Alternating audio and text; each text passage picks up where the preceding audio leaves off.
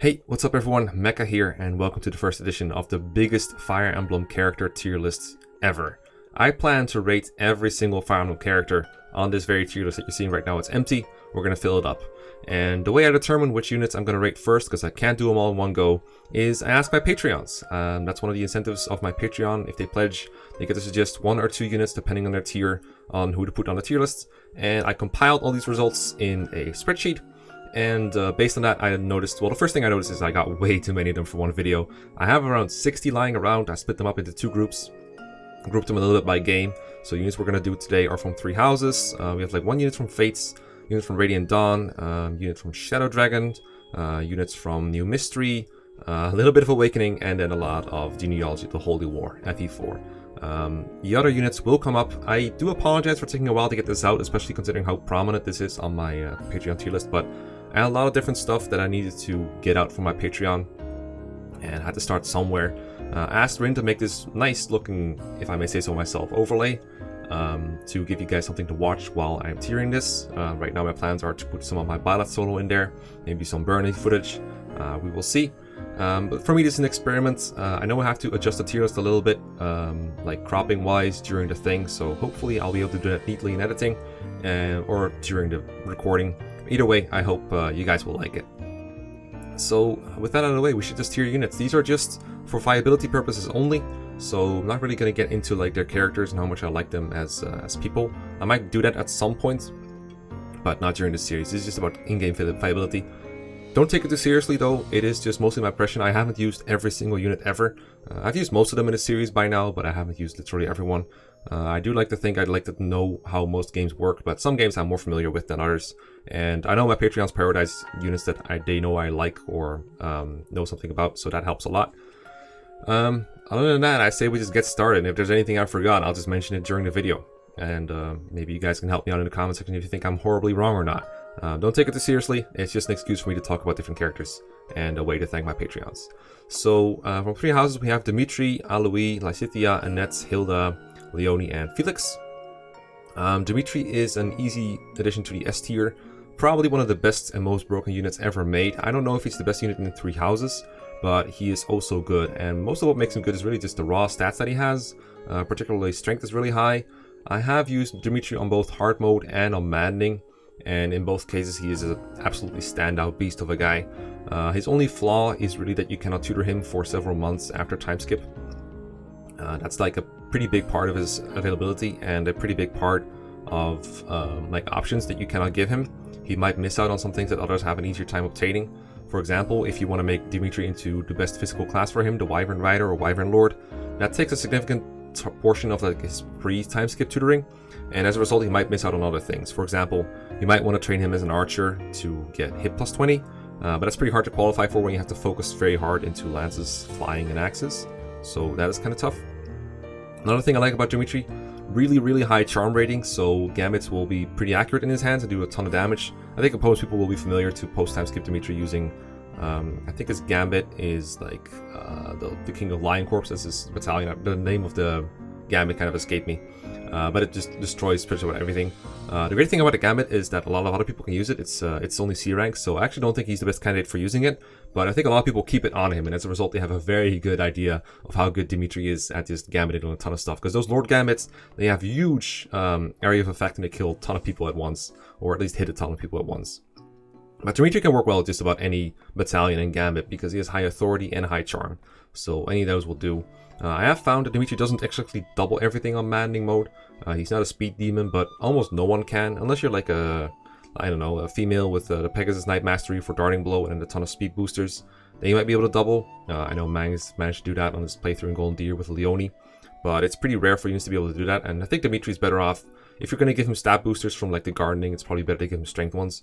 One of the best things about Dimitri post time skip is access to both Battalion Wrath and Battalion Advantage. So if you give him a battalion that has like 1/3 health or less, not broken, it needs to be between 1 and like 1/3 of its durability. But as long as it doesn't break, he'll have both Vantage and Wrath while at full HP, so he doesn't even die if he gets hit. But as long as that battalion is intact, he's just gonna crit everything before it attacks him. And Blue Lions also has some of the best battalions in the what's it called, in 3 houses. For example, they get the Retribution Gambit very early and very accessible. It's like D rank for them. It's like the Kingdom Archers. So if you cast that on Dimitri, he can even counter all those annoying Bolting and Meteor Mages that you encounter in late stages, the Blue Lines post-time skip, and just destroy everything from a huge distance. It's such a broken combo. He's the only one in the game, as far as I know, that can do Battalion Wrath and Battalion Vantage. All units have access to one of those, but not both, so they have to set up something more annoying. So, absolutely busted unit. This one was suggested to me by Aquaclash. Let me not forget to read out who actually suggested these. So, thank you, Aquaclash, for your help. Thanks to everyone who contributed these, of course. I don't thank my Patreons enough, but I think they might be tired of hearing it. I don't know. Next up, I got Eloise, suggested by Seraph.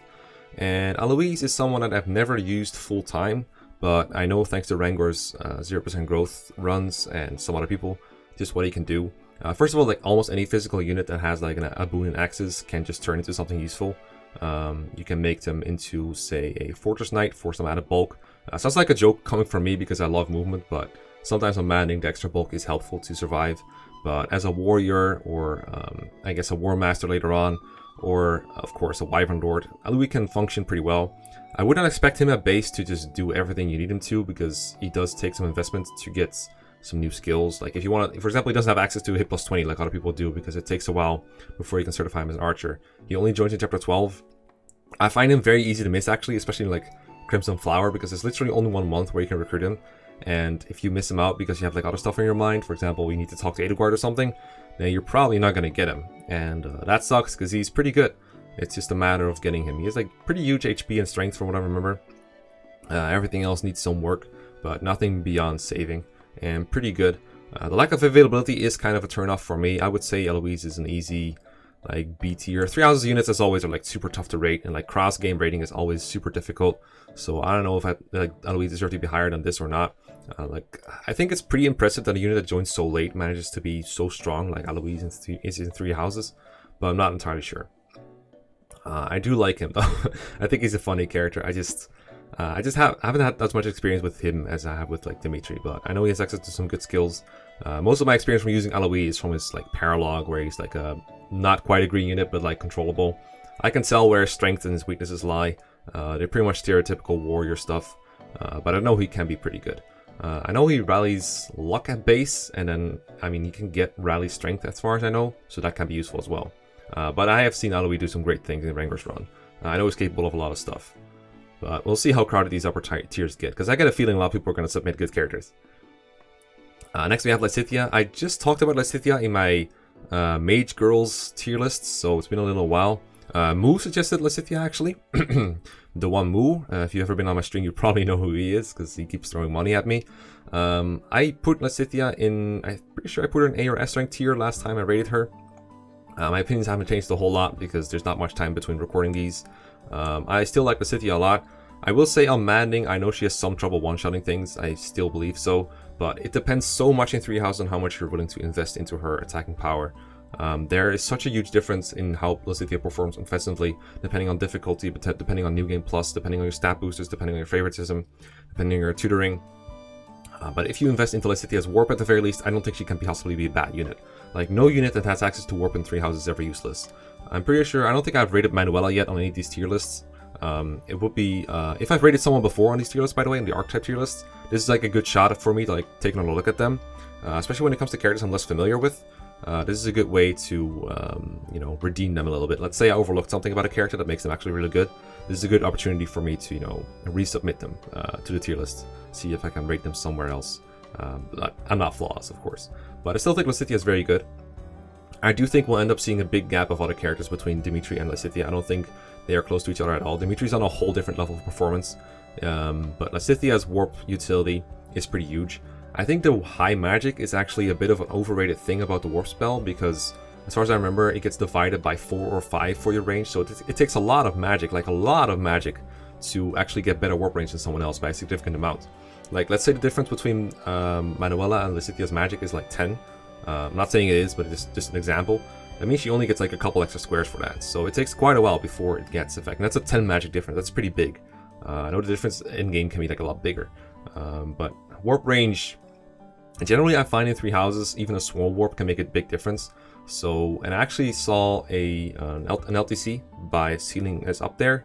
I think, where Linhardt is actually used over Lysithea, because while Lysithea has the better magic overall, the difference wasn't so big that Linhardt couldn't do the things that Lysithea needed to do.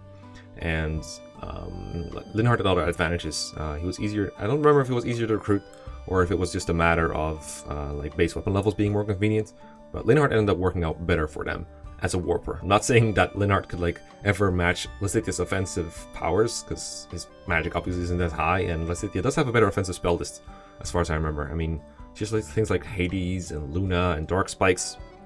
Whereas Linhardt, I don't remember him getting anything spectacular. I think he might get Bolganon or like Elwyn and stuff like that.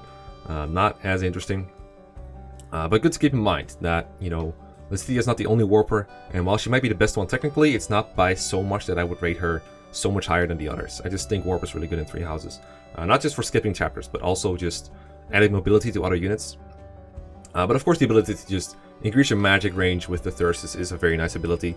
Other mages can do it too, and I don't think Lysithea is necessarily like properly better than others for reasons explained in the waifu video. Anyone with a crest can do it without taking damage. But I think Lysithea gets the most out of it, because she barely has any spells that have more than 3 range. More than 2 range, in fact. Like all of her list is just 2 range. Of course, she can get dark range +1. That is pretty good. But it takes a long while to get unless you're playing New Game Plus. So I think for most of the game, she'll be without it. Next on the list, I have Annette, suggested by Oscar. I'm going to exclude last names unless I know that you're okay with me reading it out loud for now. If you want me to change, you know, the way your name is pronounced, let me know in the comments. I'll try to read them all. I'm pretty bad at pronouncing foreign names, so I'm going to try. So Annette I also rated recently in the mage tier list, and I had her up pretty high. I think I had her like almost the same tier as Lysithea. I just think rallying is so freaking good right now. I mean, I think it's been good since the start. Annette has been so tough to rate early on because her like authority and axe and magic like boons are like all over the place. Like everyone else in 3 houses is pretty specialized in either physical or magical, and that seems to be kind of a split. But I think by now we've all realized that Annette's axe proficiency is mostly useful for getting her into classes where she can use an axe, like the Wyvern, like using the Wyvern with the Crusher and Lightning Edge for axe, for example. Like not Lightning Edge. That sounds more like a Calic weapon. But yeah, those builds can be good. I mostly tend to just use her as my as just a magical utility unit. Just kind of turn her into like a Gremory or a Bishop or something like that. I've never really tried the high movement builds. I have classed her into a Cavalier, just to increase her range a little bit with the Blue Lions dancing. Yeah, the Blue Lion Dancers, there we go. Most obvious battalion name I ever saw, but there we go. I used that one on her. Because her high authority and her authority boon allows her to pick those kind of battalions up pretty easily without extra investment.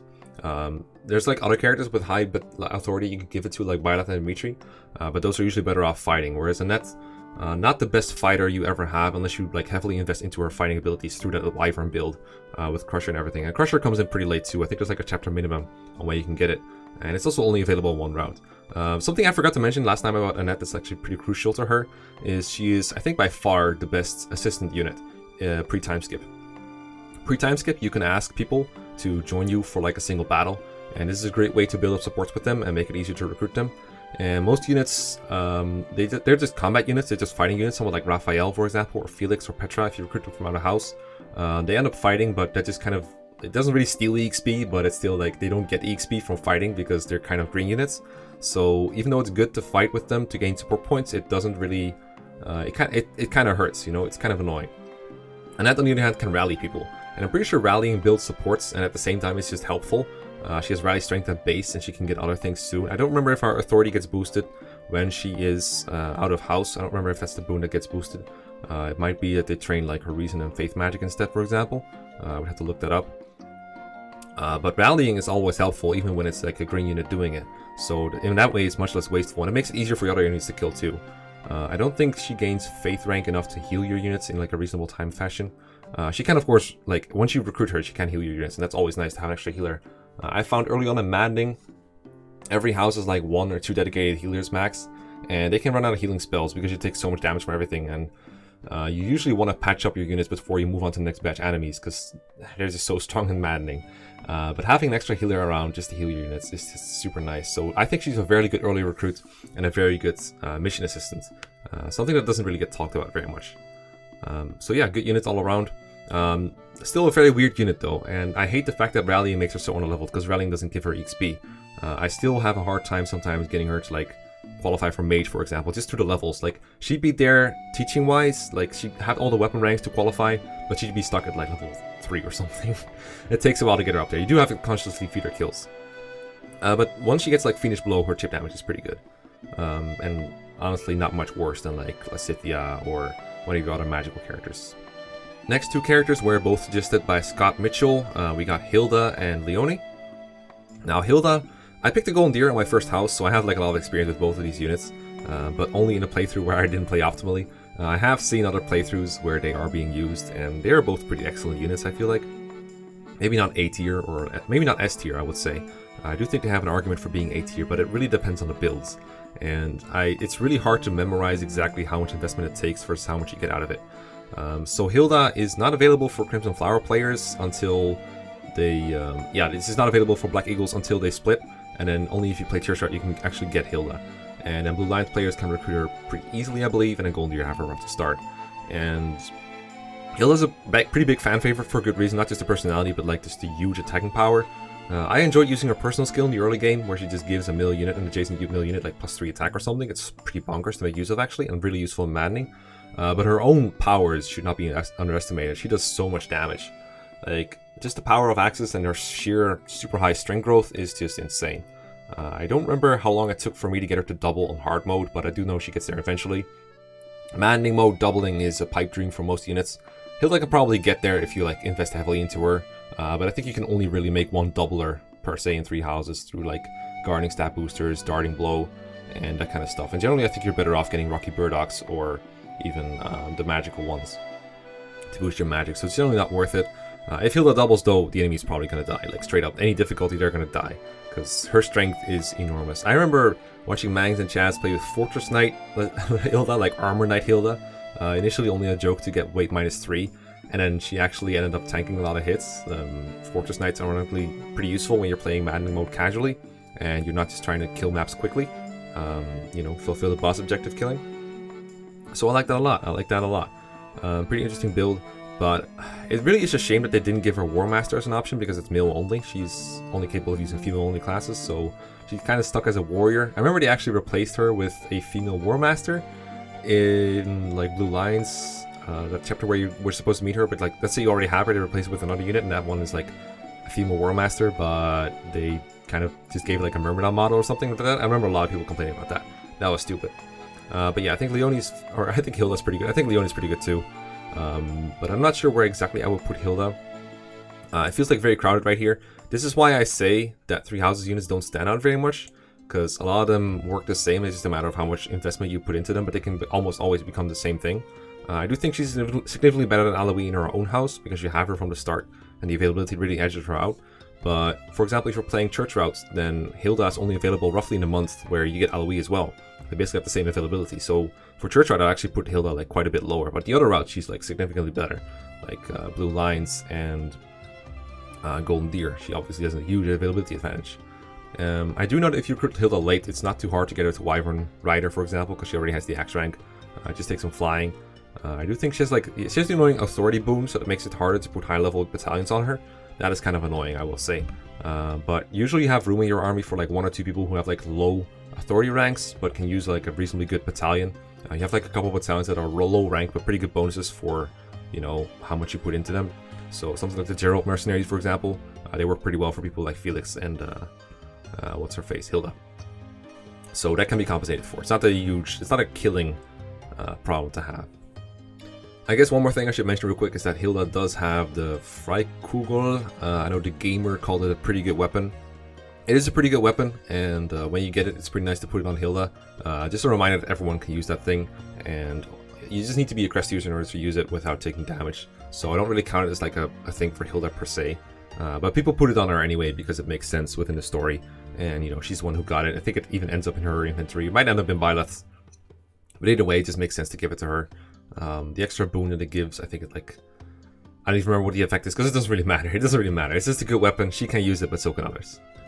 Okay, we have Leone.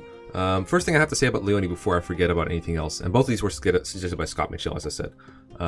General Van made a pretty funny video on Leonie. It's pretty short, but probably his best video yet because it's just well edited and well explained why Leonie is not as one-dimensional and stupid and Gerald obsessed as everyone says. I think that's like the difference between someone who plays Golden Deer first and someone who plays every other route. I never got the idea that Leonie was an annoying character that was only obsessed with Gerald in my playthrough of Golden Deer, because she talked a lot about other things, mostly in like between chapter dialogue. But I think she mentioned him a lot in like monastery dialogue, for example. So in that way, she can look that way to people who haven't like seen her supports or between battle conversations. I think that might be the huge difference. So as a result, I don't really have an inherent dislike for Leonie. In fact, I liked her a lot in my first playthrough. She was very, what's the word? She was very real. She was very honest with people, and I like that a lot. I do think our Byleth support is pretty weird though. The Byleth B support, like I like the resolution to it in the A support, but the B support feels out of place. It's like they mistimed it or something. Either that, or they just didn't convey exactly what she was going through properly. But yeah, I don't dislike Leonie as much as a lot of people did when the game first came out. So where do we put Leonie? Well, first of all, I need to like see if I can drag her around without ruining my tier list layout. So let me just check that. Okay, I mean it didn't outright break, but I did have to adjust it a little bit, so that's good to know. Give me my cursor back, please. Thank you. I'm not even sure if she goes into C tier or not. I would honestly say she's like more up here somewhere. I don't know if she's as good as Hilda. These units are very hard to compare. I do really like Leonie's personal skill in the early game. I think it's +2 damage dealt and -2 damage taken when she's adjacent to like a male ally. That's super nice to have. It's like the opposite of Sylvain's Philanderer. Remember that being a huge difference maker. It actually makes her the most bulky, if not, you know, one of the most bulky characters early on, just because of that bonus. Early on, stat differences are so small, but the skill differences like these can be pretty huge, and that makes Leonie pretty durable and pretty easy to use. Good to turn into like a Cavalier or a Pegasus Knight or whatever you want. Cavaliers in 3 houses kind of nerfs because of the speed debuff and having to go over stairs. Generally, I think a flyer is better. Being a female means you get access to the Pegasus Knight, and that's really nice. Get Darting Blow, get Flight, murder everything. Also has access to Point Blank Volley off the top of my head, which is also super nice to have. Just double someone with a bow for basically free, and with the boon in bows, that is pretty easy to train up. So pretty easy to reach like important benchmarks and like important personal skills with, and just a pretty good unit all around. She has some weaknesses, but none really very relevant. I think she's a pretty good unit. But again, I don't think Treehouse has many bad units at all. A lot of these units feel very similar in the way they play, and if you know how to build them, they will almost always work out. And I think that was intentional. I think they just wanted this game to be a sandbox, so that's why we have this upper tier like infested with 3 houses units right now. I think even some units that would be considered bad by some people, like Cyril for example, even he has like pretty good builds that make him good pretty quickly too. I think Caspar and Raphael might be some of the worst rated units, like Ash. Even those are remotely viable, although much less so than these units. These units are like a lot easier to use, but I think even those can have some like reasonable utility, if not in maddening mode, then at least in lower difficulties. Okay, so we've got a Felix left for 3 houses. Felix was suggested by Heliosan. So Felix, another easy, well I wouldn't say easy, but like pretty easy, like A tier unit I think. I have a lot of positive experiences with Felix outside of the Blue Lions. I have played the Blue Lions twice, once on maddening, once on hard. But I've also, in every playthrough I just coincidentally ended up recruiting Felix out of house, and he's been super good every single time. His bases, when you recruit him in Chapter 6, are just nuts. They're like on par, but mostly better than your other units. I think a lot of people misinterpret what his personal skill is supposed to do. I feel like a lot of people see it in a very black and white kind of way, where either you just don't give him a battalion, or you give him one and you never make use of the skill, and they call the skill like a pitfall and stuff. It is not a pitfall, it's a very good personal skill, I think. What I do generally with Felix early on is I just don't give him a battalion early on, and then you get +5 damage for free. That is insane. Like, before you get your battalions leveled up, they do not give that much of a bonus, and a lot of the bonuses are kind of worthless. Like, for example, they get like +1 protection when you're dying in 2 hits almost anyway, so there's not much of a point in giving someone a battalion early on. And early on your battalions are limited as well. There's not that many good ones. There's like a small period of time where you only have 3 to begin with. And people say it takes away his option to grow his authority. He's not growing that much anyway because he has the Bane in authority, and it doesn't grow that fast from combat. It takes a long while to level up your authority. And because of his authority Bane, Felix is destined to have like lower authority than everyone else anyway. So the lack of growth doesn't really change very much for him. It takes away his option to use the Gambit, yes, but his Gambit hit is also Garbo. enemy charm on Manning is really inflated. I could see the argument in hard where charm is much less insane to give him 1, and monsters have 0 charm, so you could gambit those with Felix, I guess. But most of the time I don't think Felix wants to use gambits at all, and if you're playing hard mode, you probably won't even want gambits that much. So yeah, I think it's a good idea to not give him a battalion for a while. At some point though, you want to give him a battalion just because the stat boosts start to outgrow what this personal skill gives him. Lone Wolf is only +5 attack and nothing else, so you want to give him some other stuff to make him a little more bulky. So I can see giving him a battalion, I think around chapter 6 or 5 or so. When you get access to a lot more battalions, you want to give him 1. But early game, I think not taking advantage of his skill is a huge mistake. +5 damage that early on is insane. I don't remember if Felix can double early on in Manning mode. I know his base speed is pretty good, but so is enemy speed. But if he doubles, that's like +10 damage you're missing out on. That's not even counting out like that's not even counting the Crest of Fraldarius too. That's an insane bonus as well. I personally like knuckling with Felix, is punching people in the face. That's like another +5 damage whenever you hit someone with a gauntlet. They have low might, but when you hit an extra time every time, that's just insane. He can one-round some enemies with that. I said it like it's an exception. Of course, Felix one-rounds on hard mode always, but on Manning, one-rounding early on like Felix is just super good. I think Felix is some of the best offense in the game. Crest of Fraldarius is not reliable or anything, but it procs more often than not. I like Rengor's joke for this, where he's just like, yeah, Crest of Fraldarius has a small chance to not add damage. I think that's a good way of putting it. Whether it makes a difference in combat, of course, depends on how borderline he is on killing. He's not going to kill someone with Crest of Fraldarius if he's nowhere close to killing to begin with. So it takes a while before you can gauge like how likely is it that this thing is going to help me KO something. But I think it makes a difference more often than it doesn't. And if not, it just looks funny. It's the most broken crest in the game by far. I think the only one that's like arguably better is the Crest of Flames because of the healing ability. Add some survivability. Sometimes Felix's offense can be a little bit overkill, but you can always use more durability. But yeah, great character. I don't think the Aegis shield is very good, and it weighs him down quite a lot. And he usually won't have the strength to negate all of his weight. And giving him weight -3 or weight -5 seems like a huge waste of time. So I don't like the Aegis shield very much. Again, you can give it to other characters too. I know it gives him Pavise and Aegis, but the loss of Avoid and the loss of speed, getting double potentially, is pretty bad. I think Felix is one of those characters in Manning that can avoid being doubled most of the time, so I would generally recommend you don't give him the shield. Or if you give him the shield, I would just give him like another piece of equipment, like, I don't know, the speed ring, evasion ring, accuracy ring, one of those things, and just alternate between them depending on the situation. Again, don't view it in such a binary way where the shield is bad because it can get him killed. Just put it on him if you want it on him, and then unequip it whenever needed. You have to be like very deliberate with this, because sometimes 3 houses will equip something that you'll want equipped because you're just managing other things in your inventory. I've noticed that a lot when speedrunning, so yeah, take it off of him when you don't want it on him, or put like another weapon or accessory on there, just in case. But yeah, I've made Felix a Wyvern Lord, I've made him a War Master, I've made him... what was the last thing I made him? Because I remember those two were like my first 2 playthroughs. I don't remember what the last one was, but I think he's good at pretty much anything you make him. I don't like Mortal Savant Felix very much. I think the reason +10 crit is like kind of meh, but I've seen a lot of people swear by it, so if you like that, go for it. But I think the best build for him is the War Master for combat, or the Wyvern Lord for mobility. Wyvern Lord is of course like a pretty good default choice for anyone, but I just like the idea of knuckling people to death, just punching people in the face. Next up we have Peruca from Fates. She's been present on my Wyvern tier list. She was suggested to me by Hontas, by the way, thank you. And I think last time I put her up pretty high above a couple people she shouldn't have been above. I don't think any of those people are on the list right now. I think last time I put her like pretty high into B tier.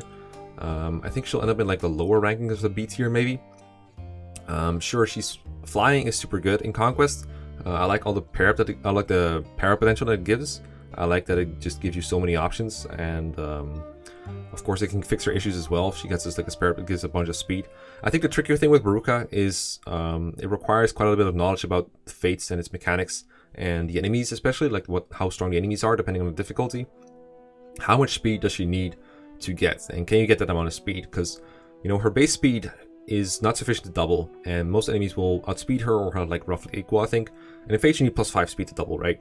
So if you can give her a pair up that gives her speed, and then give her speed tonic, I think there's something she can double. Again, depends on the difficulty. I know Lunatic doesn't increase enemy speed that much. It's mostly focused on like offense, like strength and skills, but it doesn't generally make enemies like super high stat buffs. but it can be pretty tricky to find Peruca to double. It also depends on like whether you're playing Conquest or Revelation and what part of the game you're in. Revelation is like a pretty huge difficulty spike. I think somewhere around when you get into Vala. That could also just stop her from doubling entirely if she was relying on having just enough speed to double. I think this kind of thing is like, this is something you can figure out over the course of multiple playthroughs. I've done one playthrough of Revelation on hard and one playthrough of Conquest where I started on hard and went down to normal. So it's hard for me to determine exactly how hard it is to double with Peruca, because almost everything else about her feels pretty good. I like I think it's called like opportunistic personal skill, where she hits pretty hard if the enemy doesn't counter. Lets her just do a ton of damage to archers, and then she could use a hand axe, but hand axes are pretty garbo and fates offensively. They just basically stop you from doubling entirely, and that sucks. I mean, she can't take advantage of much. Like, if you had that skill in GBA Fire Emblem, it'd be super broken, but you don't have it. So I think Peruca is roughly fine where she is. Maybe Eloise is worse, because relatively, Peruca does have better availability, so I'm going to move him like around a little bit like this. This is going to look messy real bad, no matter what I do. No matter what I do, it's going to look messy, but hey, there you go. That's where I'm going to put Peruca for now. Again, expect like a lot of characters to go in between these characters for now. They're not that similar. This is just the first edition. Next up on the list, we have Beauty Incarnate's suggestion, Oliver from FE10, Radiant Dawn, the joke character. I generally don't like it when games go like, actually this character was alive all along and they're doing stuff. But for Oliver, it is so clear that it's just an inside joke by them that I don't really mind. I'm willing to forgive Radiant Dawn a lot of shit, and Oliver is one of them. Oliver is very weird. He joins like moments before endgame starts, so he has like the lowest availability in the game besides like some Laguz Royals and people like Gareth, for example. But other than that, Oliver has the availability pretty low, and his combat stats are absolutely horrendous. He is a meme in every single way. I do remember a lot of his performance because Mags brought him into endgame for our Radiant Dawn Let's Play, and he did some stuff. He actually did some stuff. He did some healing. He did some attacking too. I remember that video by Leopold Stutch, I think his name was. Very old video, where I think Oliver's dashing beauty triumphs over Lacane or something. I think I suggested that title to him, where he just has Oliver like just kill him with the staff or something. Oliver is very, very fun to meme with. He's not going to be the best character on this tier list, but he's one of the funniest. Because his speed is like, it's on par with like Dawn Brigade in part 1 or something. He has like, well, maybe not that bad, but like, I think it's like lower base speed than Ike or something. It's like 20 speed. It's stupid.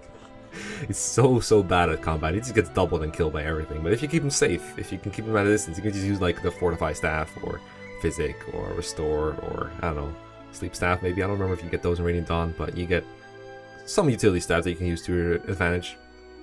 Oliver's not terrible at using those. It's just that Micaiah's already forced into endgame, so by default you already have one. And it doesn't happen often that you need another, but sometimes you will, I guess. And if you do have need of another, there's also better staff users than him. You'd rather take a Lincia or a Mist into endgame probably too. And that's the thing, when you're only available for endgame, competition is so tight because everyone in Radiant Dawn is competing with you for a slot. Everyone. And you only get like 10 slots that aren't forced. So Oliver is most definitely not in your top 10 of best units. So for memes, if this were a meme tier list, I would just like, you know, I would still put him here, but I'd flip the whole thing upside down.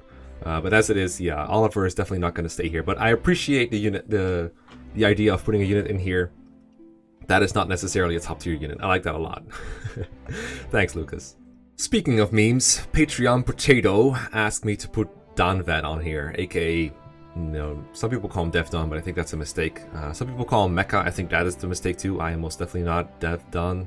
But I might be Danvet, I don't know. That's kind of a strange story of its own and how that came to happen. I don't even properly remember why I'm supposed to be Danvet. But hey, here we are. I've always tried to be Executor, but apparently I'm Danvet. Okay, cool. He fights like 10 men. He fights like a tiger, like a bear. And, you know, he'll show you just how striking he can be. I don't think Danvet is completely unviable on hard mode, not at all. He has access to a couple of things that a lot of characters would give their right hand for. Maybe their left hand if they're right-handed, because it's pretty expensive. But he's only around in a couple chapters because of Crimean Royal Knights, which is so unavailable in Radiant Dawn. They're in 2-3, where you actually don't want him to kill stuff because it costs you bonus experience. 3-9, I want to say at the top of my head. It's always hard to keep track of chapter numbers in Radiant Dawn. So 3-9, where he is one of the few units that can climb Letkes, actually. Just get up Letke, kill stuff.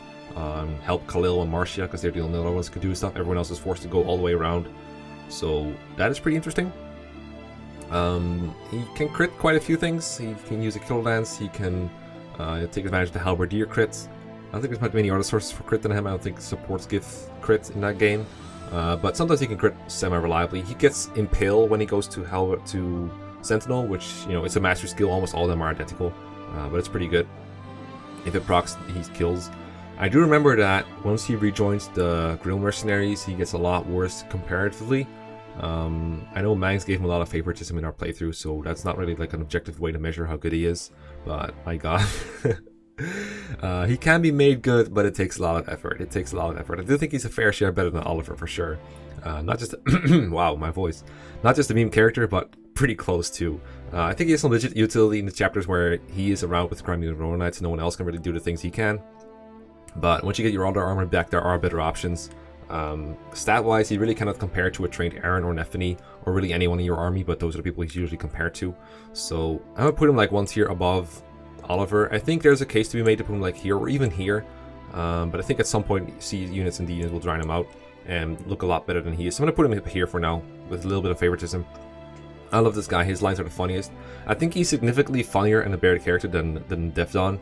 Like, I know we all meme about them being the same people, but they are very different in demeanor and like the way they behave. Like, Devdon actually just creeps people out. So whenever I have someone like make a Photoshop or an edit or something that involves me as this guy, I generally try to make it Danvet, because Danvet is funny and Devdon is just like, just read his support with Nephany. It's so weird in Path of Radiance. They're so weird together. Just Devdon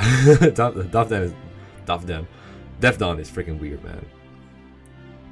Alright, next up we have Liar from Radiant Dawn. That's such a weird name. Why would you name yourself Liar? Like, no one is going to take you seriously if you're called Liar. Yeah, I wonder if she's worse than Oliver, because she is pretty goddamn terrible. I've never had the displeasure of deploying her, thank God, but I know people have memed about her a lot and like described in detail how bad she is. I like the idea of a unit that's like Meg/Fiona tier at fighting, but then you also have to deal with the cat gauge. I think that's a really funny move by the devs. It's like, alright, not only do you get like killed by a lot of shit and like you can't do significant damage, but you also transform all the time and die even harder, and then you can't even attack on player face. I appreciate that wit. I think that's a really bold move by the developers. Cat gauge and Radiant Dawn, I think it increases in gauge slightly faster than like Tiger, for example, like every single other Lagoose. Like, they all have the same meter, mostly, except for the freaking cats. It's so unfair. Like Ravens, Hawks, Tigers, I think they all have the same gauge, but cats have like a different one that's so much worse. And it just gets depleted so fast. Getting hit without countering, especially, gets like so much gauge lost. And then some Lagoos have like this little trick where if they counterattack, at least they gain like a lot of gauge, but you don't want to do that with Liar because she's just so terrible.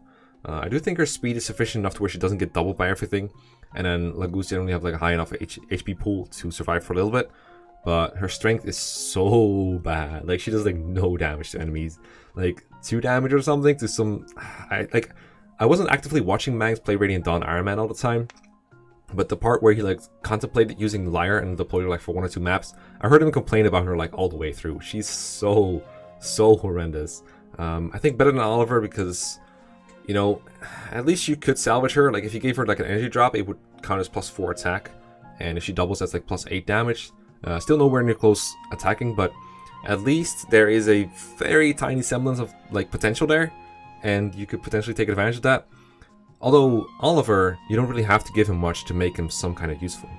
You know what? I actually like using Oliver. Like, if you put a gun to my head and told me, hey, you have to deploy one of these 2 units for their entire availability, I'd rather take Oliver, because I wouldn't have to deal with him for the entire game. And when you do deploy him, he is some semblance of useful. Whereas Liar is just bad, like awful. Like, dealing with this shit all game long and then like taking her to end game and everything is like, that's rough. That's rough. Alright, we have Ranulf for FE10. Kind of like the opposite of Liar. Liar is like, alright, here's a really bad unit, and then I'll just deal with the cat gauge. Ranulf is like good in every way, statistically and availability, and everything else is like pretty good about him. But then the cat gauge just holds him back a lot, so that sucks. Like, again, shoutouts to that Mangs Iron Man of FE10, where Ranulf is like force deployed on a lot of maps, and you just have a game over condition just walking around. You have to transform him to, you know, keep him alive against enemies. That's fun.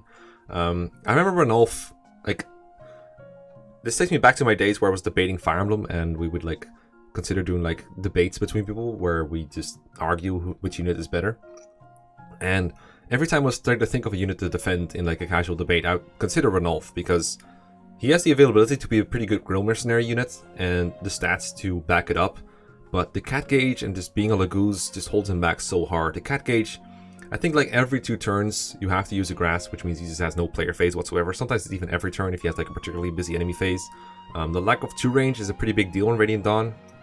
A lot of enemies have 2 range, and a lot of the ones that have 1 range, they're like not even 1-rounded by him. Something like a general, for example, he can't really 1-round. It takes him a long time to get to level 30 and then get the option to use the Sattery sign. And I think cats got roar. It doesn't really matter what a mastery is called because they all kill everything anyway, but that is something he wants to 1-round things more reliably. But just the lack of a counter at distance is so annoying to deal with. I do think someone like Danvad, if you made him good, you'd have more fun and you'd have a better time most of the time. I do think Ranulf's stats are a little bit better than Danvad's, but I think Danvad just has more better free utility. Like, not having to spend grass on him is just so nice. And he can use something like a spear or a javelin if you really need him to. Ranulf is like, when your player phases are so occupied and your enemy phase isn't outstanding, it's just so annoying to deal with. I really don't think he's that good. At the same time, he doesn't cost a unit slot, and he can at least he can shove people for free, so that is something I'm considering maybe putting him in here for. I think eventually he might make his way back down to D tier, because the cat gauge is such a huge drawback in Radiant Dawn. It doesn't sound that bad on paper, I know, but just try to deal with it for Radiant Dawn for like 2 chapters and you'll realize what I mean. It's so annoying that he starts out untransformed, you have to deal with it. I'd much rather have someone like FE9 Leth, for example, who just starts out transformed like turn 1 and just use her while she's transformed, and then, you know, by the time the chapter is done or almost done, she'll usually untransform, and that's fine. If you don't play that quickly, she can probably get in another cycle of transformation. Radiant Dawn, the way it treated Laguz in this regard, can be so cruel.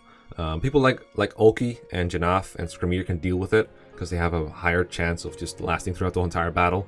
But for cat gauges, it's so annoying. I'm kind of on the fence on this one. Radiant Dawn units are also very tough to rate, like 3 houses units, because not a whole lot of shared availability. Hard to directly compare them. These units are not in the same RB for any longer than a couple chapters before part 4, so that makes them tough to compare. You know who is around for a long time though? FE10 Har, suggested by Heston. And Heston is like, hey, just here's a unit, put him high on a tier list for me please. And I'm like, okay, sure, let's just put him right up here, somewhere around here. Better than Dimitri? I would probably say so, yeah. I put Har in my top 15 best units list. I think I was like number 4 or number 3 or something, like really high. Maybe number 5 actually. I don't know, like really high. What can be said about Har that's like new? Because I think a lot of people know, but real quick. Joins in part 2, but is also around for part 3. Pretty exceptional. Not many units accomplish this. Really high HP, strength, and defense. Those are by far his biggest assets stat-wise. Besides, of course, his move. I think like 8 or 9 move at base. Flies over everything. Can take advantage of dancers almost all the way through. Equips skills like, he comes with cancel, but then he also has celerity, savior, or pass. Like 2 of these 3 is generally able to fit into a skill kit. Have even more mobility. Speed is like his biggest weak point, but because Heart is so good in every other area that's like matters, the speed is, you have like a huge incentive to buff it to make it good, to give him something like a speed wing or bonus experience to get it up. And once you have it up, he doubles and kills everything, and he's not that far from doubling. He's not like Boyd where he needs a ton of favoritism to just double. Heart is pretty easy to get doubling. I remember being very annoyed with Mangs when he didn't get Heart to double in Radiant Dawn, because it made chapters take so much longer. Made enemies go into heal mode and everything, because Heart's attack is so huge, and if you can use it twice on an enemy, they're just dead by default. Hand axes are totally overpowered in Radiant Dawn, and you can use them. You can forge them late part 3, and they'll just destroy everything in part 4 with high reliability, because you can forge hit and might, and even crit if you want to, but generally like you just want might on those hand axes. He could 2-hit kill any enemy almost. I think he can 2-hit kill generals, I don't remember for sure. At the very least, he should be able to do with like a silver pole axe or something. He's not weak to bows. That is very nice. That is something that the Falcon Knights have to deal with, their Seraph Knights have to deal with, that Janaf and Ulki have to deal with. He doesn't have to deal with. He's weak to thunder. Thunder's garbage, and a lot rarer to than bows. And if you get hit by a Thunder Mage, he's not even guaranteed dead. If like another flyer runs into a crossbow user, they're guaranteed dead. I think Mags knows this more than anyone else. But Har, he doesn't give a shit. He takes like 0 damage from crossbows, and a Thunder Mage, you have a chance to like crit and kill him, but even then, you can prevent it through something like a what's it, not Nihil, the other one. Fortune prevents crits, but you generally want to sell Fortune. It's not really worth keeping around. Nullify is the one you get from part 2. You can give it to part 3 units. You can give it to like Nefany or Har himself to keep it around. And yeah, that pretty much negates his weakness if you want to. You generally don't need to. I generally just kill mages before they attack me. Or because these units are so flexible, you just fly around, kill everything else. I think Har really stands out in a map like the supply burning chapter, where he can just get everywhere even without facing enemies if he has to. Those kind of objectives just like are just gold for him. It just shows so much of his flexibility. I think like every single tent can get burned down by Har in a matter of like 5 or 6 turns if you wanted to. Such a flexible, insane, overpowered unit. I love that they gave it to him like that. I love that they just made a random unit on FE9 so overpowered in FE10. I think it's like the biggest glow up between those games stat-wise. I can think of another unit that got so much of a buff.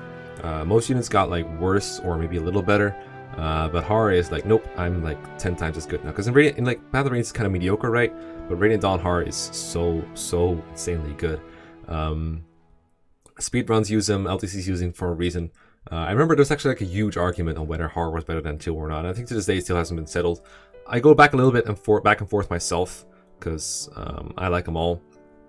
I think Jill stands out more within our army because there's like no competition there for fire utility. But at the same time, I think Har is such a huge statistical advantage and takes less resources to make good. And I think that's a proper argument. But at the same time, Jill uses these resources so much better than everyone else. She's like a huge conversion rate in those resources. So I don't like every time I use like the Angelic Robe or the Draco Shield on someone like Nolan or I don't know who else even wants them. Like, right? Like, I can't even think of anyone else who makes great use of them. Like Aaron and Edward are like, it's not great. Whereas if you put it on Jill, you just get like an indestructible monster, and it's just so good. But Har doesn't need that shit. Maybe like a Speedwing and some bonus XP, but you know, there's plenty of that available. I think like in the Har's availability, you get like 2 Speedwings fairly quickly, so there's almost no reason not to give him one and make him good in the hard mode. If you're playing on like normal or easy mode, it's like just this easy win button. Alright, next on the list we have some Shadow Dragon characters. We have Jake, Jiggin, Achma, Caitria, and Minerva, all from Shadow Dragon. And first one is Jake, submitted by Jacob because it matches his name or something. It's something about being very self-centered. I don't mind. Jake is fun to talk about. I don't really get to talk about ballistas very often, but here we go. Ballistas in Shadow Dragon are absolutely busted, and the fact that they have so many different ballistas available is phenomenal. They have the Aerospate, which just hits on flyers, Pachyderm, which just hits very hard, Hoist Flam, kind of the same thing, just a good one. I did like a whole video of just playing FE11 with just ballistas actually. Like everyone had been turned into a ballista. That was so much fun to play for a little bit. So you had those, you had Thunderbolts that just hits other ballistas very hard. And the fun thing about this ballista is, besides the fact that they hit from 3 to 10 range, which is absolutely busted, insane, broken, being able to just bolting enemies basically is way too good to be true. They tried to like nerf them by making ballista stats really bad. Like Jake and Beck do not have great stats, but the power of 3 to 10 range just cannot be contained by mere stats, especially not when the ballistas themselves are pretty okay. I mean, besides Stonehoist. Stonehoist is a bad one. It has like enormous might but like no hit rate. You never use that one, but most of the ballistas are super good. And the fact that they can have effective weapons is just insanely good. Like, it just trivialized flyers and enemy ballistas by having them around. Especially once you get Zane, he can transform into one of the ballistas. You have 3 of them available. It's stupid. They can trade around pretty freely too because they're huge range. Absolutely broken units. I'm gonna put him like right up here, honestly.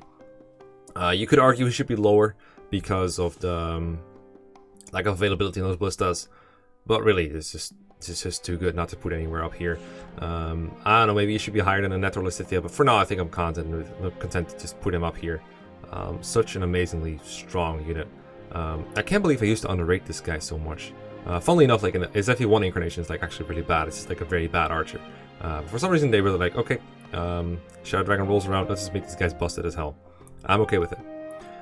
Command List has submitted Jiggin to this tier list, and Jiggin is also going to go very high, I can tell you that much. I did a Jiggin tier list long ago, it was one of the first ones I did. And Jiggin, well, he's not like Seth or Titania or Frederick or something, he's still very, very strong. Even in FE11. I've actually been replaying a little bit of FE11 to get some footage for a video I'm doing, and I'm impressed with how many hits Jiggin takes. He's still mortal in the early chapters. If he's not using like a Silver Lance, he's probably not going to kill enemies before they like... Well, he still 1v1s them, right? But he's not going to solo like a whole army of them. Avoiding in Shadow Dragon is very unreliable, and Jiggin is going to get hit a lot, even when he's using Weapon Triangle advantage over like enemy axes early on.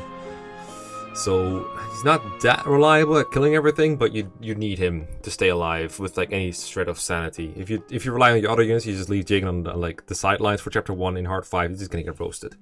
He's a far cut about everyone else, and he's super good there. Of course, being a good Jiggin, he does fall off stat wise, but thankfully FE11 just doesn't really care about stats that much as like, can you use Forged Rider's Banes and other forged weapons and like provide chip damage or maybe be a flyer. Jiggin can do all of these. He can transform into a Draco Knight when you need him to, use Axis for Open Triangle, or just take crucial points on a map and choke enemies there. Mostly just use the Silver Lance to your advantage. And if you face like a group of Cavaliers, you can easily use him to use the Rider's Bane to kill something. Like there's a famous group of Cavaliers in chapter 10 where you just use Jiggin and a bunch of other Rider's Bane users to just trivialize the whole group in one hit. They just never get to attack you because you just kill all of them with a Forge. But using Jiggin late game is asking for a bit of trouble. He is pretty fragile at that point. One of the big downfalls of Jiggin late game I found is his low luck. Enemies like to prioritize him. DS Emblem enemies really love getting crit rates, and they really prioritize Jiggin over anyone else, even if they can't one-round him, because they think they can, as long as they have like a bunch of crit on him. It's a bit more complicated than that, but the point is Jiggin is a little hard to use later game, but he can be useful still.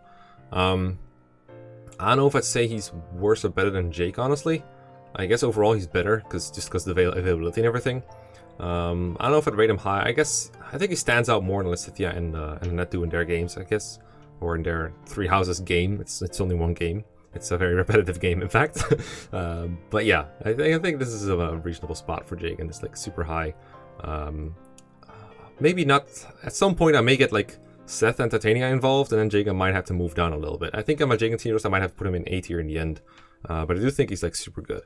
And I think Don is going to roast me if I don't put him this high. So I'm going to put him this high for now. I do think he's a fair bit better than Felix and Hilda, for one. Then we have Achma, joins you in chapter 2. I've been using him a fair bit too. Achma's pros mostly come from his mercenary class and the high sword rank that he has in it. Pretty high speed, kind of low strength, but the speed is high enough to double even hard 5 for a little bit. I think it's like borderline doubling with the Iron Sword early on. And as the game goes on, he doubles a little less. I think he's better. I think he's worse than Barst overall, for example. This is something that me and Mags kind of famously argued over. His stats are just worse all around, and if you reclass them into the same class, you can very clearly see that Achma's the worst one. But early on, when you cannot reclass yet, Achma's stats are some of the best of your team. One of the few units that doesn't get doubled by some of the many early hard 5 bosses, those really big pains in the asses, those bosses. He's very crucial for those. He's crucial against Hyman with the Killing Edge. And before that, against Gomer, I think his name is in chapter 2, the guy with the hand axe. Pretty much no one else can like take those guys on without dying. He's one of the like 2 or 3 units you have who can even do it, and that is very nice. But as the game goes on, I found Achma less and less relevant. It's like Jiggin, except without the massive movement utility in that way. I personally don't really like him as a long-term unit as a result. He was submitted by Swordlocked, by the way, very fitting username. Funnily enough, Achma's not actually Swordlocked. He can switch to like different classes. He can promote it to hero and get access to axes. The big problem with that is though, like once you step outside of your comfort zone in Shadow Dragon as the unit, you end up with like low rank and upper rank. So a lot of the time he's the deal like, if you made him a fighter, he's got E rank access, or if he goes hero, I think hero also has E or D rank access off the top of my head. So, and since weapon ranks in Shadow Dragon are so important, that is a big hit against him. Like the fact that he's quote unquote sword locked really hurts, because in Shadow Dragon, if you're using swords, you're often going to lose your weapon triangle bonus against lances. Like you're gonna get -1 from your attack power just because you're facing lances. And for example, if you get like an A rank swords in Shadow Dragon, you normally get +3 attack, but if you're facing weapon triangle disadvantage, that advantage just vanishes, so you can't really make use of it. So as a result, Achma is not too good. I will put Achma like around C or B tier, I reckon. I'm gonna put him in lower B for now. I think he's not that great in the long term. He can work though. The hero promo bonus is pretty good. Or he can go like, I should just like another class for him. That could work. I think hero is generally his best class. Well, either that or you just raise him from the start as like a fighter or something. And it could work. But I think overall there's better units than Achma and Shadow Dragon, a lot of them. So next few units are actually from FE12, from New Mystery, even though they look like FE11 units. I thought they were only FE11 units in here, but apparently we got some FE12 ones. For some reason I thought that Caitria and Minerva were from FE11 when they put them here. So we have FE12 Caitria, one of the most busted units in the series. I used her a lot in my run, and she ended up like capping a bunch of stats and being very RNG blessed in general. Like she was super good. I know how she is without Extreme RNG Blessing. I've used Caitria like every time I played New Mystery, and I'll never get tired of her. She is insanely good. I'm actually playing Lunatic right now, and Caitria is, again, being super busted. At some point in like chapter 5, you had like these thieves with like 14 speed or something, and she got lucky with the House Everyone bonus and got like +2 speed through that, and she would be able to like 1-round kill thieves while doubling them. Is super stupid how strong she is. Like joining in chapter 2 as a Pegasus Knight alone is like super good, because that chapter has a lot of forests, and you really want as many flyers as possible. And every chapter from there on out, she's just one of your best units no matter what. Even though she doesn't join with extremely high bases like Pal does, she's the best growth unit in the game by far, I think. Maybe besides like the Avatar, maybe besides, I really can't think of anyone else. She is super efficient to use, and like the fact that she joins in the Pegasus class is not that relevant because anyone can reclass into one, at least the females can. But what makes her so good is like the higher lance rank on base, I think it's just C, and then just really good growth all around, good availability, good base stats as well. Her stats are good for her level, and then some. Like she's just good at everything. Really powerful, very fast, and the fact that mine like cap defense says a lot. But honestly, I don't think she got blessed by that much. I think she was just very good in general. And honestly, she could be good as a general too, but for now, I think I would just advise you to use her as a Draco Knight. One thing that holds her back a little bit, I guess, is if you make her a Draco Knight, her speed cap will be 23, and you can reclass her to Swordmaster or Sniper to get a higher speed cap temporarily. But the problem is she'll never be faster than 23 as a flyer unless you're willing to promote her into a Falcon Knight. That means you have to wait until the Desert Chapter to get the Elysian Whip. I think there's only one quick one in the game. That's like the earliest one you can get. And that one lets her promote to Falcon Knight, and that will have a speed cap of, I think, 26. That matches her speed growth and base much better. For example, Pala in that run that I did, the Wheel of Death run, she went Falcon Knight because I just decided to make her a Falcon Knight. And it didn't really work too well for her because she never really got enough speed to take advantage until I bought her some speed wings from the Lunatic Sap Pusher shop.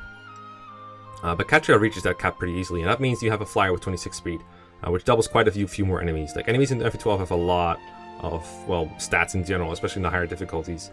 And sometimes you just can't double certain enemy types because your speed cap is too low as a Draco Knight. It's a very balanced choice by the devs to just limit Draco Knights like that. I think it really paid off for them in the higher difficulties. You can really tell they put thought into it. But Caitria is a good candidate for the Falcon Knight promotion if you're willing to wait that long. I think on higher difficulties you might want to promote her a lot earlier than that because she really is so powerful. You want to take full advantage of her stats when you can. So whether that's worth it in the long term or short term is like up to you. But I think in general, like, she deserves to be in the S tier. I would say she's better than these people too. Maybe, yeah, I'd say like this. I'm a little dicey on this part right here. I might have to end up moving some of these down a little bit. Maybe even move Jake over them. I think Jake is more busted mechanically. It's just he's not around as much as Cynthia and Annette, so that makes it tough to judge. It'll only get harder from here, this tier listing. It will only get harder from here. That's what she said. Minerva is in FE12 as well. I almost forgot, but she is in FE12 as well. I almost neglected to visit her village when I was doing my initial run of New Mystery, or my Wheel of Death run. And, you know, the A rank of Minerva is really what defines her usefulness. The A rank in Axis, her ability to use the Hot Claire that she joins with in both games, that was made up by the DS game devs, the Hot Claire. Before that, it wasn't around. But, wow, we do have it. It's a pretty strong axe. I find that Minerva doesn't double a whole lot at base in both FE11 and FE12. When she does, obviously, whatever she attacks is going to evaporate when she uses the Hot Claire. Auto weapons, she's not a standout with, but the fact that she can use like a silver axe or a hammer or something like that is nice. A lot of units in these DS games, they are capable of using high rank lances, and as a result, you usually have like almost an overkill amount of people who can use like a Forged Rider's Bane or a Worm Slayer or Dragon Pike rather. So you don't really have a whole lot of axe users though. In fact, New Mystery is very lacking in good axe users. It's the only other good unit that you can expect to have an high axe rank is like Chris, like the Avatar. Because the original FE3 book too just didn't have axe users at all. They just used silver axes for gold. And then Minerva just joined with lances only. But they changed things in the DS games, and now Minerva is based on axes, and it's super fun. Honestly, the game I have the most experience with Minerva is Fire Emblem Warriors, not FE12. But I have used Minerva a fair bit. Used her quite a bit before the wheel took her away from us. A lot of people might think that you have to use Minerva in FE3 Book 2 and FE12 because she is needed to recruit one of the bishops in the end game. And, you know, fair enough, that is a good reason to bring her to the end game, but it's not a great reason to use her at all. Especially if you're pre-promoted like Minerva, you can get away with bringing her without ever training her. and use it to recruit characters and not do anything else. MP3 Book 2, I guess I can see the argument, because in that game, you cannot change your team between different chapters of the final. You only need it for the third one, so bringing her for the first two might like help in a way, or like training her for that part. But she's not that great indoors anyway, so I don't think you're getting a whole lot out of it. I think she's good there though. But a new mystery, you could just keep her on the bench until the third part, and you lose nothing from it. So I don't think that's really an argument for using her. Just use her if you like her. I like the C rank in Lances too as well. The ability to use the Dragon Pikes is very welcome in many upcoming chapters. She joins a little bit before you start to face a bunch of angry dragons. I do think her stats are a little lackluster overall, and her availability is like half through the game. So I don't think she's as good as these. I think like I'll put her around here somewhere. Feels a little better than Eloise overall. Pretty good for pre-promotes. A lot of pre-promotes in these games have kind of low stats, like too low to work with almost. Like look at people like Astram, for example. He's not that good. But I think Minerva is definitely a usable pre-promote. I think her HP is a little low though. Like she has like 28 HP or 24 or something. For some reason, the Shadow Dragon people and New Mystery people just don't have a lot of HP in the mid game. They just join with like crappy HP, and it's really weird. And that can be kind of a turn off. She does die like instantly to enemy archers if you use her as a wyvern, but really you should use her as a wyvern most of the time. But she can become a paladin if you need to.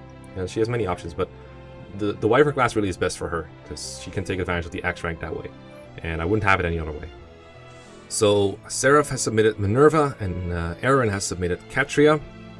I think I didn't mention that yet. So next up is Corey's mention of Siriu, aka Sirius, the mysterious masked knight. Very early joining pre-promote of FE12, definitely one of the best ones. He only has one real flaw, and that's his low luck, and even that can be helpful in manipulating enemy AI, because I said they like to go for crits. But other than that, like a paladin that joins in chapter 4 with an A rank in, I think he has A swords, B lances. I might mixing them up a little bit, but goddamn, he's powerful. He's like, a lot of people use him to like as a replacement for Aaron. I say just deploy both until Aaron is like no longer worth using, which is going to take a long while. Anytime you need a promoted class, this guy is just right up your alley. He's just right there for you.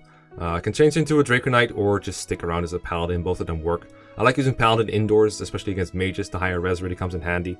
But sometimes you just want a flying guy, and he can really do great. Like there's a chapter where you have to like save Navarre and Fina from a bunch of thieves. He can just one-shot thieves, even on higher difficulties, with the Silver Lance at like base level, or maybe with like one lunatic stat booster. It's stupidly how strong he is. And just in general, you can rely on him doing a lot of work. FE12 Lunatic is so well designed that even series alone doesn't trivialize it. But if you ever played like lower difficulties of the game, or even older versions, like FE3 Book 2, you'll realize that Sirius is just absolutely busted. The only reason he's not like considered the Jiggin of the game is because Aaron is around first. But goddamn, he's powerful. He's got good growth too. He's got good long-term viability. I think it takes a little bit before he got like endgame level stats. I think his bases for his level aren't all that great, to the point where you can just bring him to endgame without training him. But if you just use him considerably throughout FE12, I think you'll end up as one of your better units still. And that says a lot about a unit that joins in Chapter 4 pre-promoted. I guess another thing that really helps Sirius in a way is that his XP gain is decent. For some reason in Shadow Dragon, you get the same amount of XP from an enemy that you kill if you're like level 1 promoted or level 15 unpromoted. So Sirius actually doesn't grow that slowly, and considering how much work he does, he's probably going to go faster than a lot of units too. Like, imagine being a really frail unit that can only attack once per turn, because if they try and do more than that, they just get one-outed. They only get like 30 XP per turn. If Sirius just fights like 3 enemies, he's already got more than that. Well, maybe not 3 enemies, but like kills 2 enemies, basically, on an enemy phase. He'll get more than that.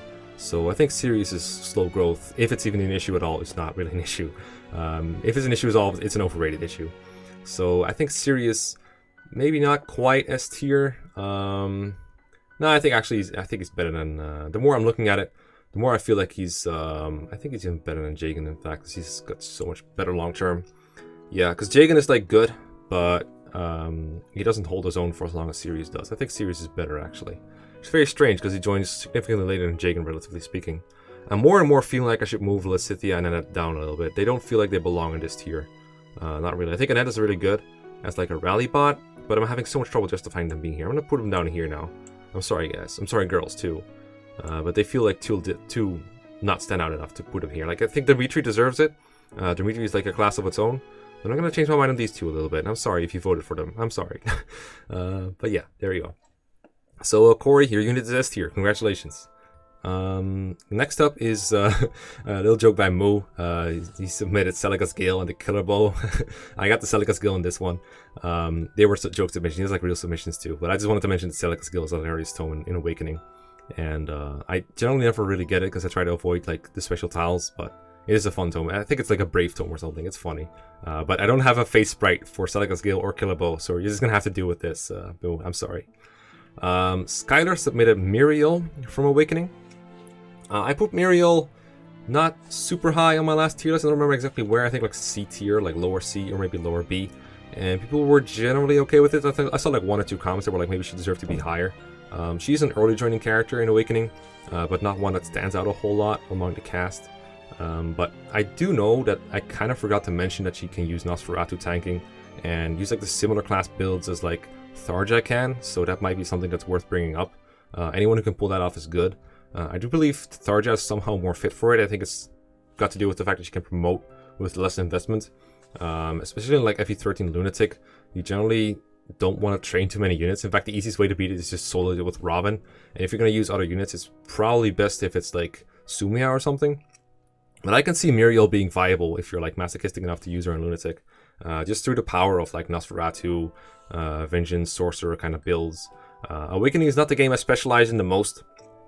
But I can see Muriel being a better unit than what I initially thought. I'm going to put her below Achma for now, because I'm still not super familiar with her. And we'll have time to review the units a little bit more later on.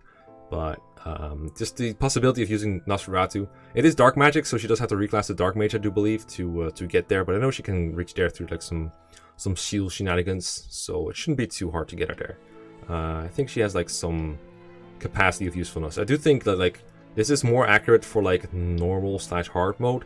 On Lunatic, I think any unit that isn't Robin is like 3-4 tiers below him, just because he just dominates it so badly, and using anyone but him is like so suboptimal. So I'm gonna use like hard mode ratings for Awakening most of the time. I think that would make the most interesting, because otherwise it's like S tier Robin, everyone else is like the garbo, hot garbage. Jesus Kun 69, yes, that's his username, and I laugh every time I see it. Submitted Arthur and Tinny from FE4. Probably my favorite pair of kids overall, so good choices, good taste there, good hair too. I love using Tiltu in general, and I love these two kits too. Wrath is such a fun tool to toy around with. Just half health, you kill everything, it's pretty cool. They're very different units in a way, because Arthur joins in Chapter 6 and Tinny joins in Chapter 7. That doesn't sound like a huge difference, but when chapters are as long as they are in FE4, that is a pretty big difference. Also, Arthur promotes into, the Mage Knight, which has a mount, and Tinny promotes into War Mage, female, which doesn't have a mount. It has staves, but it doesn't have a mount, and that sucks. B-staves is nice, but generally I'll take the horse over anything else. So Arthur, if you make Lewin his dad, is just a super overpowered unit. A growth unit still, that only has 5 moves, so not quite S tier, but still pretty goddamn good.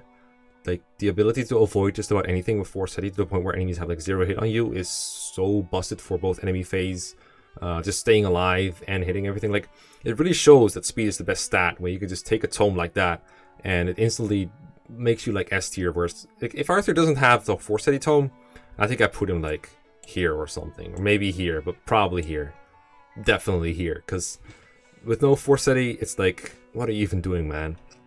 He can one-shot enemies probably with like, if you give him Azel as a dad, he's just like Azel version 2.0 with slightly better stats than Wrath, and that's okay, but it's not great or anything. It's like, why do you even, like, you don't really want to raise him per se, unless it's, like, you can do it for free. But the effort it takes is almost not worth it. Even though you get a mounted magic user, it's not great. But Force Heady on a horse is so unbelievably overpowered. Like, I praise Seliph a lot when I'm talking about FE4 Gen 2 and like Sigurd, because they are super strong. But if there's one thing they're lacking on, it's good 2 range. All they can use is like the Light Brand, and unless they have a ton of crit on it, it's not going to one-route anything, because their magic is just too low to make use of it. Even with a magic ring on them, it's not going to one-round. Even the FE4 speedrun, one that I saw long ago by a player named Yay Marsha or Molotov, that guy actually went through the trouble of raising FE4 Gen 2 Arthur with Force Heady just to make sure that he could get through some enemies quicker.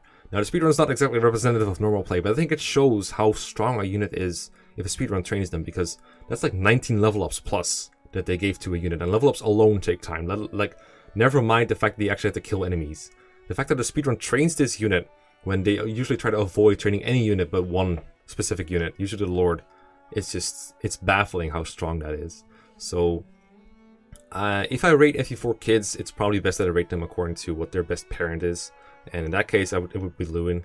I'm a little too biased towards Arthur because I like him so much. So I don't think he deserves to be S tier quite there, just because of Forseti. Even though I like him that much. But if you take other parents into account, or you're not biased like me, then I think it's more fair to put him down here. The lack of movement pre-promotion is a pretty big problem. Like 5 move is so much worse than everything else you have. It's even worse than the sword kids, and I make fun of their movement a lot, so I better be consistent. After promotion, he gets a horse. He's decent no matter what the pairing is. But with Forseti, he just trivializes everything. Like, there's so many bosses he can kill fairly reliably too. Like, if you put him in Wrath range somehow, he can like Oko Ishtar before she can touch him. It's super satisfying to do. So yeah, I love Arthur to death, but the 5 move is a bit of a problem, and I think it's a bigger problem than anything these guys have to deal with by far. So I'm gonna put him in here for now. I still love him though. A's for Arthur. Tinny, she really suffers if you give... She suffers, period. Like, 5 moves is not pretty when you don't have a horse to look forward to. It's just not a very, very fun thing to have 5 move in FE4. And when you join on a level as well, so like 17 levels from promotion from the top of my head, that's a bit of a problem. Now, she can still get through the arena, she can still kill just about everything, if you just put enough love into her, but it takes a pretty long time. Either you give her Azel as a dad and she has Pursuit, which is good enough to one-round things after a while, or you give her, Lou and Arthur, and then she doesn't really have anything going for her. She can use Tornado after promotion, but that's not super useful. The lack of Pursuit is also holding her back in that case. Her best pairing is, like, if it wasn't for Arthur, I think the best pairing for Tinny would be someone like, Azel as a dad, I think would be her best. Some people like to do Lex with Cynthia. I don't really like that one. I went like pretty in depth on why in the mage video. I think both the mage boys and the mage girls video. But generally the big problem is just they don't have enough magic to want to kill everything. And Arthur like barely gets there. But if he gets the resources for it, then Tinny there's just nothing left for Tinny. And since Arthur is the higher level one, you generally want to give it to him. So Tinny, I would say, is like maybe somewhere around here. There's not much she can do in her respective game. But she is fun to use. Wrath is super fun. But hey, sometimes when your substitute is often better than you've got problems as a unit. I'm just gonna put it that way. Pif Ladias donated Lachesis from FE4, and Lachesis is very interesting, very underleveled unit as well in Gen 1, but she can use staves without disturbing anyone else's progress. So if you give her the return staff or someone to just heal repeatedly, she could just sit her ass down in Chapter 2 and just heal forever, maybe Chapter 3, and then Chapter 4 she's ready for promotion, and no one else has gotten any worse over it. Like, take someone like FE7 Nino. To make her better, you have to kind of halt the progress of your other units a bit. They cannot just go in and kick the ass of every enemy unit because you gotta train Nino. You gotta gum down enemies and kill them for you.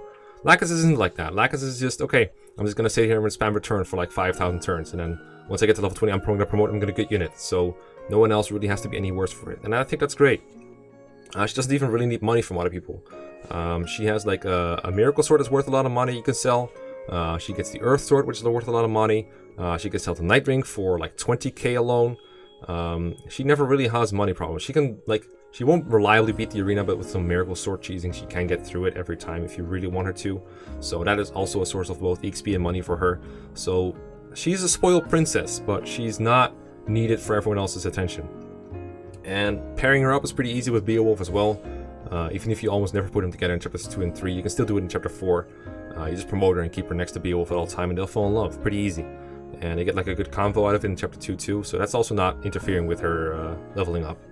So yeah, I think Lachesis is like one of the better growth units that starts out terrible combat-wise. I got no other way to put it.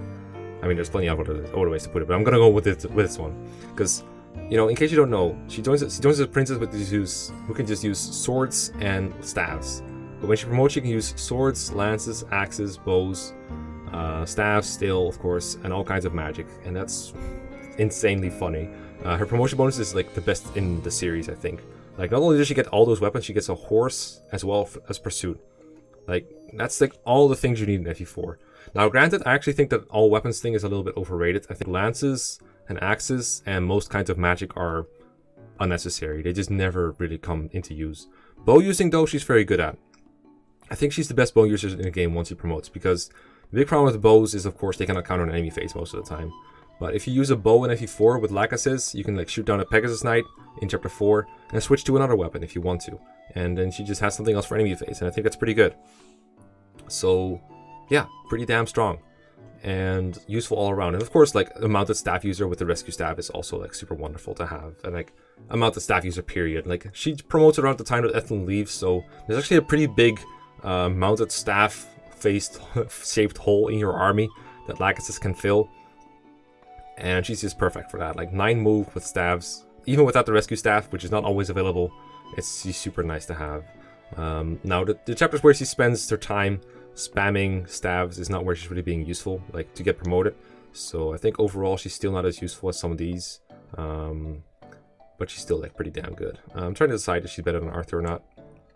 I think overall she is better because she's less resource intensive, but she's also only spending a couple turns or a couple chapters being actually useful. The same goes for Arthur, I guess.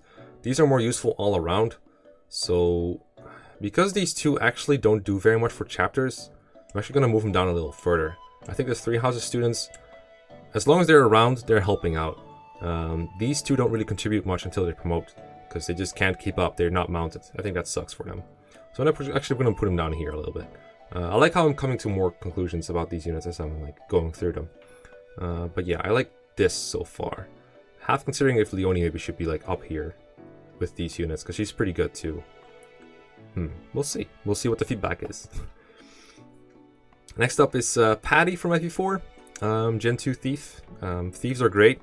I rated her and Do 5 stars in Max's ranked run because I expected the money to be super important for passing Paragon around, and it was. For a ranked run, I think a Thief is an easy 5 stars. But I'm currently Iron Manning FE4, and training Thieves is a much bigger pain in the ass when you cannot reset, because they rely on resets a lot in like, the arena to get level ups, and if they can't get through the arena, they're never getting promoted. And if you can't get promoted, then they're pretty bad at fighting, and they're bad at fighting, period. And money is less necessary. Like, the biggest... Like, if people want to get promoted, they often want to get Paragon, but it's not a necessity. And if you're training a smaller group of units, like in a non-ranked run, you generally only want to train like 10 units in FE4, if that, because most of the other people are just not worth bothering with. It's not... Like, if you don't have to raise everyone to 30, then why would you train someone like... I don't know, I'm not going to use Arden as an example because he looks at here. He just sits here and feels bad. But you don't have to bother with people like, I don't know, you don't have to train your Dancer, for example. You don't have to train Azel if you don't want to. You don't have to train Noish or Alec or any of these other units that are like not great at combat. So you don't need to pass around the Paragon as much. As a result, money is worth less. So I think Patty is actually not that good outside of ranked. Gen 2 especially, you already have pretty much all the good gear because you can pass it down from Gen 1. And people have enough money to even repair holy weapons when they need to. So I don't think Patty is all that great in unranked play. I'm actually gonna put her like around here somewhere, I think. Don't get me wrong, it's great in ranked, and it's great to get some people promoted. But there are some things that she just doesn't do very well. But yeah, Patty not super fantastic outside of ranked play, I think. Pretty nice to give like one unit a huge money dump when they need it. Sometimes you have like staff users like Lana that need a little bit of help getting somewhere. Giving Leaf a bunch of money might be helpful to getting promoted. So I can see her being useful sometimes, but these times are like far and far between. And I think other units contribute more than Patty does overall. Someone like Achma feels like he's more crucial at certain times. I think she's closer to someone like Muriel's utility. But, you know, prove me wrong is all I say. If you think I'm wrong, prove me wrong. So that's Liam contribution to the list. It's Patty. Thank you, Liam. Then we have Michael's submission, which is Lex. He's in FE4 as well, of course. All these units are in FE4 that we have left.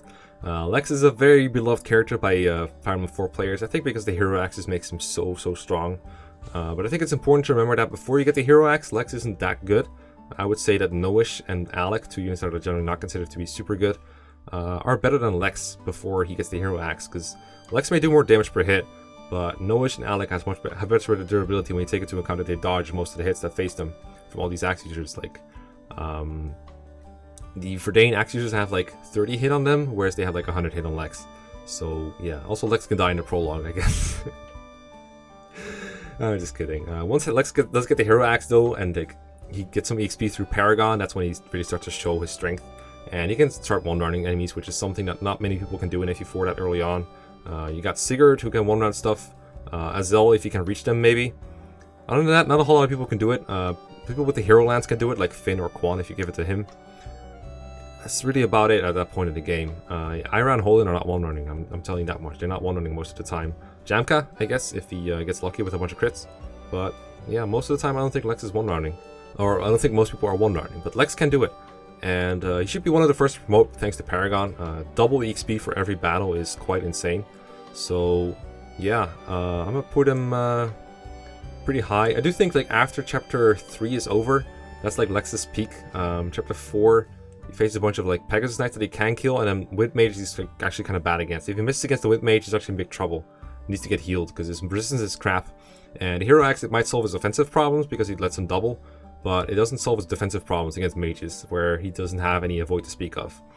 Someone like Ira or Sigurd or, you know, Aaron or something, they have like pretty good avoid. They can usually dodge a hit or two over the course of an enemy phase, but Lex is almost always going to get hit, even by enemy lance users, because his avoid is just that bad.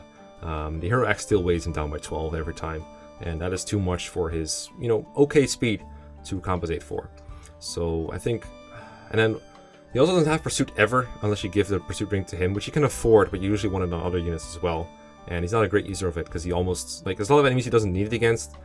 It really just helps him kill Armor Knights, but because he generally isn't a great candidate for the Pursuit ring, he usually won't kill Armor Knights. It's weird to think about, but generally he won't get the Pursuit ring. And that means that he's good for chapter 2 and 3, but he's not great for chapters 1 or Prologue, and he's also not great for chapters 4 and 5. So where does it leave him? Well, I think around here is reasonable for him. He feels better than most of these units. Like, this seems like a controversial placement, but I think Lex is good. But I think a lot of people just look at his hero axing in chapters 2 and 3, maybe sometimes in chapter 4 and 5, depending on the enemy type, and they just think, yeah, it's super good unit. But I think he has some major issues that people don't address enough. I think this is an okay spot for him. If you disagree with this, just try playing FE4 again, start in the prologue, and tell me how good Lex is. And I remember that that's his performance for the next 2 chapters, because he only gets the hero axe at the end of chapter 1, and that's already a significant part of Gen 1 gone, just like that. And he's got some major competition among other units here. But again, prove me wrong in the comments if you think I'm wrong. So I also have Oscar listed on here as someone who submitted. He submitted Annette, but he also submitted Lachesis from FE4, but he already got her. And I think I sent him a message, but I didn't get a response in time about another unit to put in there. So I'm sorry, but if you did send me one, I'll check out for it later. As is now, I'm gonna have to skip that one and go straight to Arden, but Oscar, just let me know another unit if you want another one, and I'll put him in there for the next video. So next one we've got is Arden from FE4, contributed by Jacob, who also submitted Jake. And I think we all know what tier Arden is going. I will say in his big boy's defense, even though this guy is made to be terrible in FE4, even though they gave this guy 5 move in a game where most units have 8 to 9, and they gave him like no speed to speak of and no res to speak of and everything else, he's not unsalvageable in a ranked one. I was actually pretty surprised at how easy it was for me and Manx to get him to certain pieces of combat just to get him to level 30. He was actually not one of the first to promote, but I think he promoted in chapter 4 already. I think his arena performance is a bit underrated. The fact that he used swords and bows makes it pretty easy to train him once he's promoted, and even unpromoted with just swords he does fine. The hero sword can really salvage almost any stat layout of any bad unit. And the high HP, strength, and defense is actually like a good combo in FE4 arena. There's not a lot of enemies that just don't have pursuit. So Arna's low speed doesn't always like make for a drawback, like a significant one. He won't attack first, but generally he'll do fine with the hero sword. And the fact that he's able to use that alone is like a huge boon. And then there's some spots where he can get some XP still. He starts close enough to the action in the prologue to where he can do something. Chapters 1 and chapter 2, not so much. Chapter 3, he can get somewhere if you try hard enough. I think his biggest moment was the battle on the bridge, where all these pirates come down from Orga Hill, and there's like a 1-tile wide choke point. If you put Arden on there, he can kill like a whole squad. Assuming he doesn't have enough defense to make him stop attacking, that's kind of a drawback there. But if you give him the hero sword, or even a light brand, you can wipe that whole troop out if you want to. I mean, the only reason you want to is probably a ranked run, or you're just using Arden solo to meme, like I often do, or like do way too much. I still need to record that Arden solo actually. Maybe I'll put that in the in the lower right corner next time is like my Arden solo. That could be fun to watch, I guess. So yeah, not unsalvageable, but pretty goddamn bad. I think worse than Oliver for sure, because Oliver has some free utility. Better than Lyre, I think.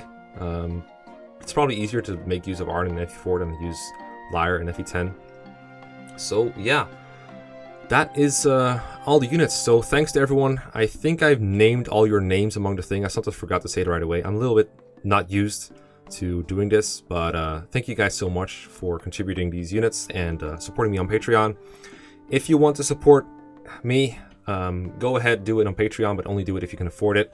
It's like never necessary. My content will always be free, but this is just a way for me to say thank you to my Patreons. I'm gonna get to the other units in the next video. I've got the units from FE5, FE6, FE7, FE8, FE9, and Shadows of Valencia to go through on the next list, so you have those to look forward to. I can't say thank you enough to my Patreons, and I will stop trying to, but I probably won't.